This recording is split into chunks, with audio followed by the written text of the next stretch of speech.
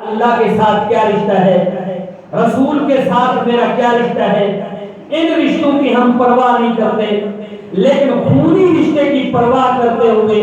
ہم حرام بھی کھا لیتے ہیں، اللہ کو بھی ناراض کر دیتے ہیں، رسول اللہ صلی اللہ علیہ وسلم کے طریقوں کو بھی پس پشت ڈال دیتے ہیں۔ حالانکہ ہم نے دیکھنا ہے کہ انبیاء اکرام کی کیا تعلیم ہے، ہمیں انہوں نے کیا سکھایا۔ ہماری جب نظر انبیاء اکرام کی تعلیمات پر پڑتی ہے، حضرت ابراہیم علیہ السلام کو دیکھا، ادھر سے خونی رشتہ ہے باپ کے ساتھ، اللہ کے ساتھ روحانی رشتہ ہے، لیکن باپ کے رشتے کی پرواہ نہیں کرتے، باپ کو بار بار دعوت دیتے ہیں کہ میرے ساتھ جڑ جاؤ، روحانی رشتے کو مضبوط کر لو، اگرچہ میرا آپ کے ساتھ خونی رشتہ ہے، جب آپ خونی رشتے کو محفوظ رکھتا ہوں تو ادھر سے روحانی رشتہ ٹوٹ جاتا ہے، تو پھر باپ کو مخاطب ہو کر کے کہتے ہیں اے میرے ابا جان، آپ کے ساتھ میرا خونی رشتہ ہے، جسمانی رشتہ ہے، لیکن اگر یہی خونی اور جسمانی رشتہ روحانی رشتے میں رکاوٹ بن رہا ہے تو پھر میری طرف سے بھی سن لو، اگرچہ آپ میرے والد ہو، میرے ابا ہو، میرا آپ کے ساتھ خونی رشتہ ہے، تو پھر سن لو، میں آپ کو ببانگ طور بتا دیتا ہوں، اے میرے ابا جان،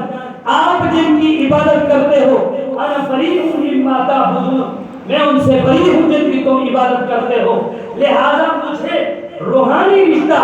زیادہ عزیز ہے، روحانی رشتہ زیادہ محبوب ہے کہ جائے کہ آپ کے ساتھ خونی رشتہ ہے، اس خونی رشتے کو میں پس پشت ڈال دیتا ہوں، روحانی رشتے کی میں عزت کرتا ہوں، احترام کرتا ہوں، مجھے خدا کو منہ دکھانا ہے، خدا کے ساتھ جو میرا رشتہ ہے تو لہذا اس کو میں برقرار رکھوں گا۔ تو نبی علیہ السلام نبی ہے،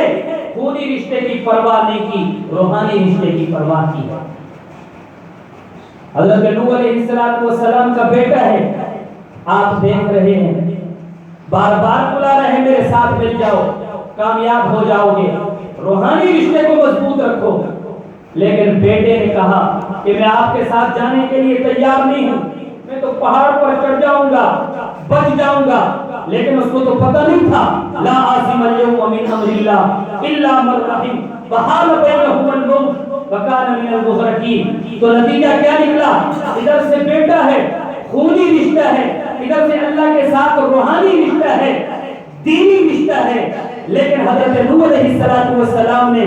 خونی بیٹے کو، خونی رشتے کو اپنے ساتھ ملانے کی کوشش کی، اور اللہ تعالیٰ سے بھی بار بار درخواست کی، خدایا یہ میرا بیٹا ہے، آپ کا وعدہ تھا کہ آپ کے اہل کو بچا دوں گا، اللہ کریم نے کہا انہو لیس من اہلک، یہ آپ کے اہل میں سے نہیں ہے۔ جب اللہ کریم نے بتا دیا تو حضرت نوح علیہ السلام نے بھی روحانی رشتے کو برقرار رکھا، اور ادھر سے جسمانی اور خونی بھی رشتہ جہاں جاتا ہے جانے دو، پرواہ تک نہیں۔ حضور اکرم صلی اللہ علیہ وسلم کی زندگی آپ کے سامنے ہے، ادھر سے چچا ابو طالب ہیں، اور قوم اور قبیلے والے ابو جہل، عتبہ، عتیبہ سارے کھڑے ہیں، لیکن پرواہ نہیں کی۔ ابو طالب ہیں اور پوری پبلک مل کر کے ابو طالب کے پاس آتی ہے، آ کر کے کہنے لگتی ہے کہ آپ اپنے بھتیجے کو منع کر دیں۔ تو نبی اکرم صلی اللہ علیہ وسلم کو ابو طالب نے بلایا بھی صحیح، فرمایا بھتیجے سن رہے ہو، یہ پوری پبلک، یہ پوری قوم، یہ معاشرہ، یہ سوسائٹی کیا کہہ رہی ہے؟ تو حضور اکرم صلی اللہ علیہ وسلم نے پوچھا کہ چچا کیا کہہ رہی ہے بتائیں۔ فرمایا وہ تو کہہ رہے ہیں کہ آپ اپنے پیغام اور پروگرام سے باز آ جائیں، جس رشتے کو آپ نے مضبوطی سے تھامے رکھا ہے اس کو چھوڑ دیں۔ تو آپ علیہ السلام نے کہا کہ چچا اگر یہ پوری قوم اور پبلک سورج کو اتار کر کے میرے ہاتھ پر رکھ دیں، چاند کو اتار کر کے میرے ہاتھ پر رکھ دیں، خزانہ پورا میرے سامنے رکھ دیں، تو لہذا سن لیں، اگرچہ آپ میرے چچا ہیں، مجھے ایسی خونی رشتے کی، کسی جسمانی رشتے کی پرواہ نہیں ہے، میں روحانی رشتے کا خیال کروں گا۔ لیکن جس نے خونی رشتے کا خیال کیا ہے، اللہ اور رسول سے زیادہ ترجیح دی ہے خونی رشتے کو، قل ان کان آباؤکم، پھر اگرچہ ان کے والدین ہیں، او ابناؤکم وابناؤکم، ان کے بیٹے ہیں، وازواجکم بیوی ہے، واخوانکم بھائی ہیں، وعشیرتکم قبیلہ ہے، اور اسی طریقے پر وتجارتم تخشون کسادہا، وہ تجارت ہے جو کما کر کے اپنا معاش اور ذریعہ بناتے ہیں، ان کے بند ہونے کا خدشہ ہے۔ ومساکن ترضونہا، یاد رکھیں وہ رہش ہے جس کو دیکھ کر کے یہ خوش ہوتے ہیں۔ ان تمام تر چیزوں کو احب الیکم من اللہ ورسولہ، یہ آپ کو اللہ اور اللہ کے رسول سے زیادہ محبوب ہیں، یعنی آپ خونی رشتے کا احترام اور تقدس رکھتے ہو، تو پھر یاد رکھو آپ ناکام رہو گے۔ اور یہی لوگ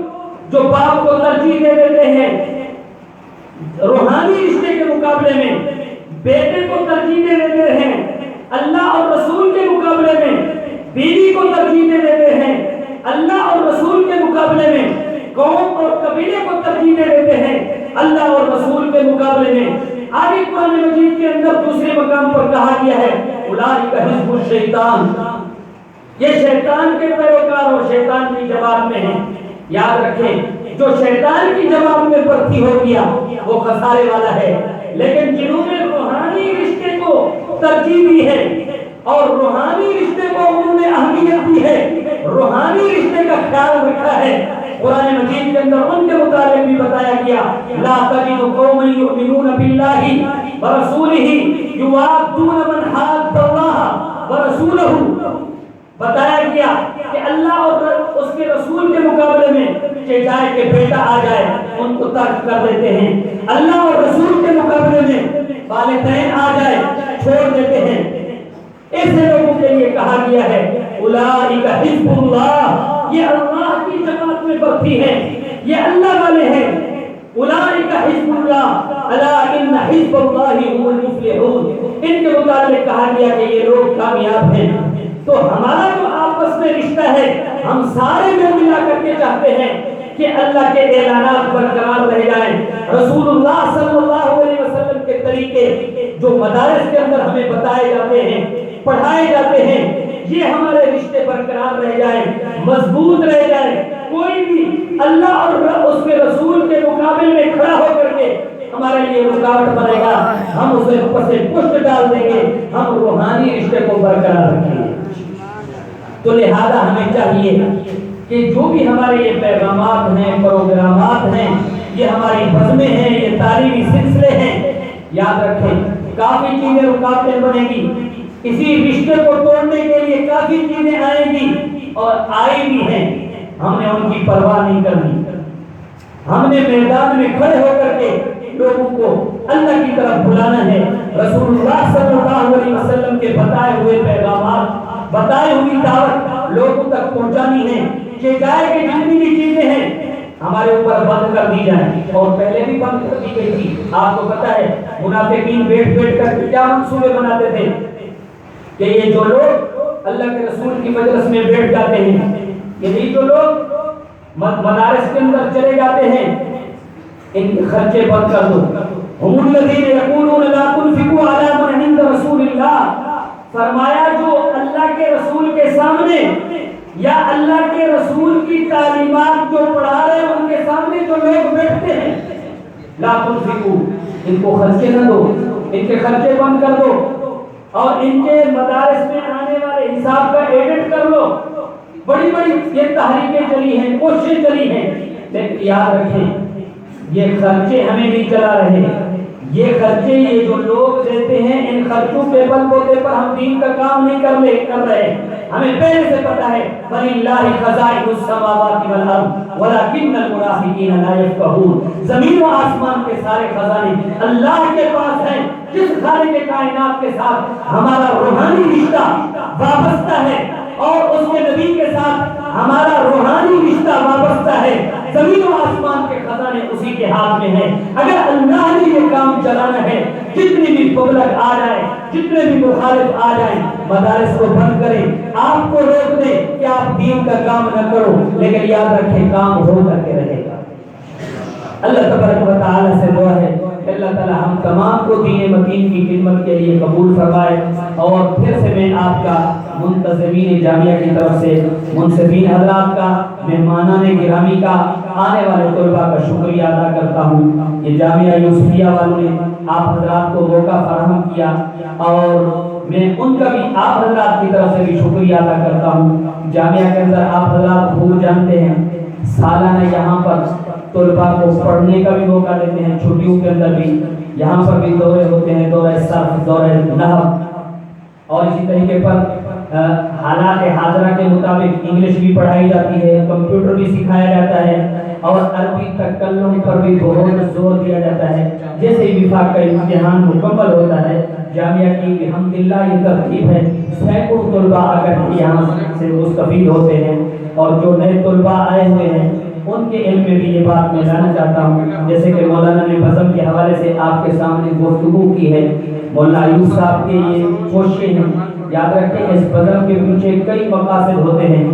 سب سے پہلا ایک تو مقصد یہ ہوتا ہے کہ ایک دوسرے کے ساتھ رابطہ ہوتا ہے۔ آپ کے علم میں آ گیا کہ ہمارے علاقے کے، ہمارے ضلع کے کتنے علماء کتنے مدارس کے اندر کام کر رہے ہیں، ہم طالب العلمی کے دوران ان کے ساتھ رابطے میں آ جائیں، آگے چل کر کے ہمیں کیا کیا کام کرنے ہیں، یہ ساری چیزیں ہوتی ہیں۔ تو لہذا چھٹیوں کے اندر یہاں پر جامعہ ایک عجیب و غریب، یعنی وہ طالب العلم چھٹیوں میں بھی اپنے اوقات ضائع نہ کریں، تو جامعہ کے اندر یہ ترتیب ہوتی ہے۔ نئے آنے والے طلباء کے علم میں یہ لانا چاہتا ہوں، اللہ تبارک و تعالیٰ سے دعا ہے کہ اللہ تعالیٰ اس جامعہ کے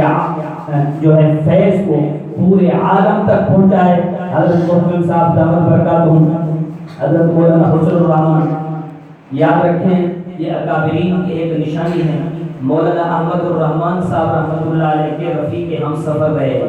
یہ اکابرین کی نشانی ہے۔ اکثر و بیشتر صحت میں کمزوری بھی ہے، ان کی صحت کے لیے بھی دعا کرتے رہیں کہ اللہ تبارک و تعالیٰ ان کے سائے کو صحت کاملہ کے ساتھ ہمارے اوپر تعبیر قائم و دائم رکھے، اور اللہ تعالیٰ ان کے جانشین مولانا احمد الرحمان صاحب کو اخلاص کے ساتھ دین کی خدمت کے لیے قبول فرمائے، اور انہی کے ذریعے سے اللہ تبارک و تعالیٰ اس ادارے کے فیض کو پورے عالم تک پہنچائے۔ وما علینا